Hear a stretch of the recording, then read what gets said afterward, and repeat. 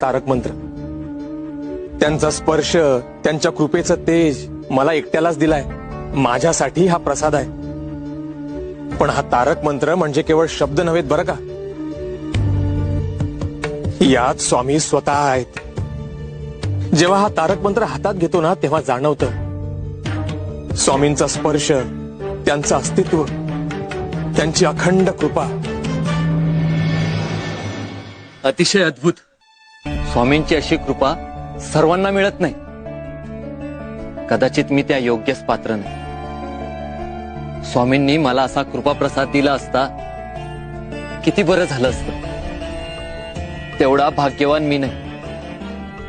स्वामींनी माझ्याकडे पाठ फिरवली हेच खरं.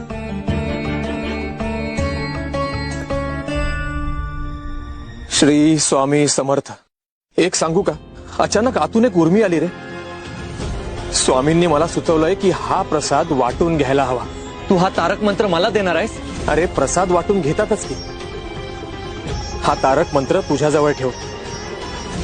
पण एक गोष्ट लक्षात ठेव, हा तारक मंत्र असाच देता येत नाही. जर का फुकटात दिला तर तो माझाच राहील. तुला जर हा तारक मंत्र तुझा करायचा असेल तर या बदल्यात काही ना काहीतरी द्यावं लागेल. काय द्यावं लागेल जगदीश? छोटीशी रक्कम. स्वामींचं अन्नछत्र उभारायचंय ना, त्यासाठी काहीतरी द्यावं लागेल. हो, ती रक्कम मी तुला देईल जगदीश. फक्त ही बाब कुठेही सांगायची नाही. अगदी स्वामींना देखील नाही. कोणाला कळलं तर सगळेच मागायला लागतील आणि हा प्रसाद अपवित्र होईल बरं का.